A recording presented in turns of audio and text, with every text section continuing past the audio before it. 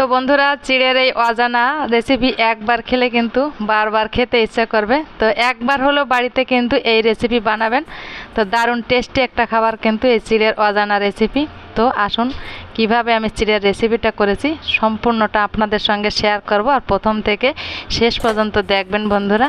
এই দেখুন কতটা আওয়াজ হচ্ছে এই চিড়ের এই রেসিপি। দেখুন বন্ধুরা, দেখুন এক একটা বেশ রসালো হয়েছে, ভিতরটাও বেশ রসালো, আবার উপরটা বেশ মুচমুচে, খেতে কিন্তু দারুণ একটা টেস্টি একটা খাবার। তাহলে দেখে নিন আমার এই রেসিপিটা। বন্ধুরা, পলি কিচেনে সবাইকে স্বাগত। আজ শেয়ার করবো আমি আবার একটা নতুন একটা রেসিপি বন্ধুরা।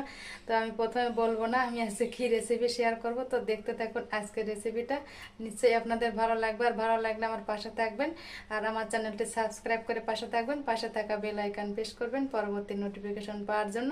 তাহলে বন্ধুরা কথা না বলে চলুন দেখে নেওয়া যাক আজকের রেসিপিটা। তো বন্ধুরা, মুচমুচে এই মুখরোচক খাবারটা করার জন্য আমি কি কি উপকরণগুলো নিয়েছি একবার শেয়ার করে দেবো আপনাদের সঙ্গে। তো দেখুন, একটা ডিম নিয়েছি, আর নিয়েছি ময়দা আর চিড়ে, আর এখানে নিয়েছি চিনি আর ভ্যানিলা এসেন্স। তো দেখতে থাকুন, ভ্যানিলা এসেন্স। তো দেখতে থাকুন। তো এই পাত্রে আমি কিছুটা ময়দা নিয়ে নেব। এই কাপের হাফ কাপ ময়দা, আর 1 কাপ নিয়েছি চিড়া। আর এখানে আমি একটা ডিম নিয়েছি। দেখুন, ডিমটা আমি এই চিড়ার উপর ফেটিয়ে দেব। তো ডিমটা ভেঙে আমি এই চিড়ার ভিতর দিয়ে দেব।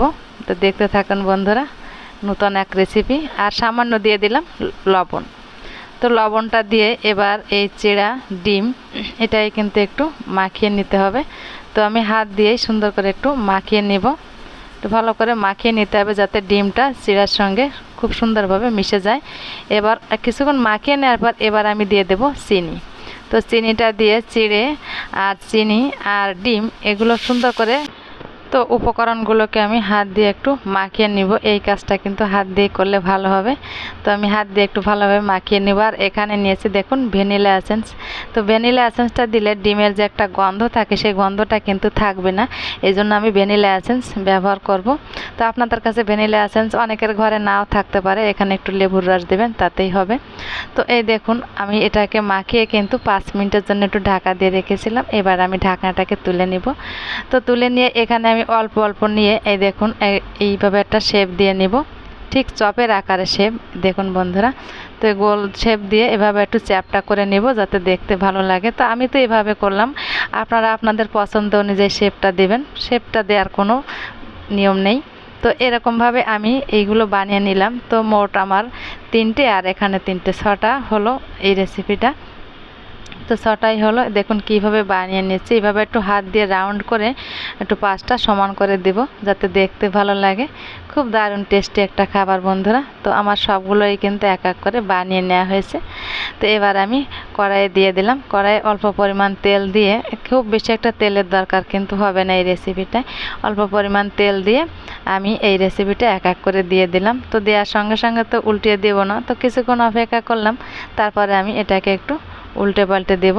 তো এটাকে কিন্তু সবসময় খেয়াল রাখতে হবে, খুব বেশি জাল দেওয়া যাবে না, জালটা কিন্তু একদম লো টু মিডিয়ামে রাখতে হবে, এটা কিন্তু মাথায় রাখতে হবে। খুব বেশি হাইটে রাখলে কিন্তু এই রেসিপিটা উপর থেকে পুড়ে যাবে, আর ভিতরটা কিন্তু কাঁচা রয়ে যাবে, আর খেতেও বাজে লাগবে বন্ধুরা। তো অবশ্যই এই টিপসটা ফলো করবেন এই রেসিপিটা করার সময়। তো লো টু মিডিয়ামে রেখে এটাকে ভাজতে হবে। আর তেল খুব বেশি একটা তেলের দরকার হবে না। এই দেখুন, আমি অল্প পরিমাণ তেল দিয়ে এই রেসিপিটা করে আপনাদের সঙ্গে শেয়ার করব। খুবই অল্প পরিমাণ তেল দিয়ে এত সুন্দর একটা রেসিপি হয় ভাবাই যায় না বন্ধুরা। তো বন্ধুরা, এতক্ষণ দেখতে দেখতে যারা একটা লাইক দিতে ভুলে গেছেন, ছোট্ট একটা লাইক দিয়ে দেবেন, আর প্রথম থেকে শেষ পর্যন্ত দেখার অনুরোধ রইল। তো এবার আমি খুন্তি দিয়ে উল্টে পাল্টে রেসিপিটাকে একটু লাল লাল করে ভেজে নেব। তো এটা এত সুন্দর মুচমুচে হয়, খেতেও কিন্তু একটা দুর্দান্ত স্বাদ।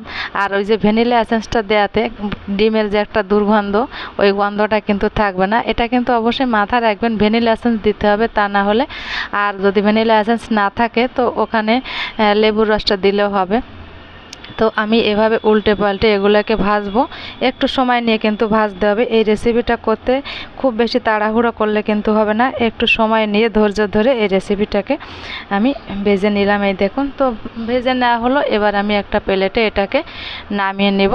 তো এই দেখুন বন্ধুরা, আমি একটা প্লেটে এটাকে নামিয়ে নিয়েছি। তো এটা যে কতটা মুচমুচে হয়েছে তো আপনাদের সেটা দেখাবো যে এটা কতটা মুচমুচে হয়েছে। দেখুন এক এক করে আমি এই প্লেটে এটাকে নামিয়ে নিলাম। আমি এটাকে সাদা তেল দিয়েই ভেজে নিয়েছি। তো এই যে নামিয়ে একটা প্লেটে আপনাদের দেখাচ্ছি, কত সুন্দর একটা কালারও কিন্তু এসেছে। দেখুন বন্ধুরা, দারুণ একটা কালার কিন্তু। তো আমি একটা প্লেটে নামিয়ে এবার আমি এটাকে একটু ঠান্ডা করে একটু ভেঙে দেখাচ্ছি ভিতরটা কেমন হয়েছে। দেখুন বন্ধুরা, ভিতরটা পুরো কুক হয়েছে, কোনো কাঁচা ভাব নেই। দেখুন, তো এবার একটু ঝাঁকিয়ে দেখাচ্ছি এটা কেমন আওয়াজ হয়। দেখতেই পেলেন বন্ধুরা, এটা খুবই মুচমুচে, আর আওয়াজটা দেখে বুঝতে পারছেন যে কতটা মুচমুচে হয়েছে। তো বন্ধুরা একবার হলো বাড়িতে এই রেসিপিটা ট্রাই করবেন। তো আপনারা ভালো থাকবেন, সুস্থ থাকবেন। দেখা হবে কোনো আর এক নতুন এক ভিডিওয়। তো ভালো থাকবেন, সুস্থ থাকবেন, টাটা।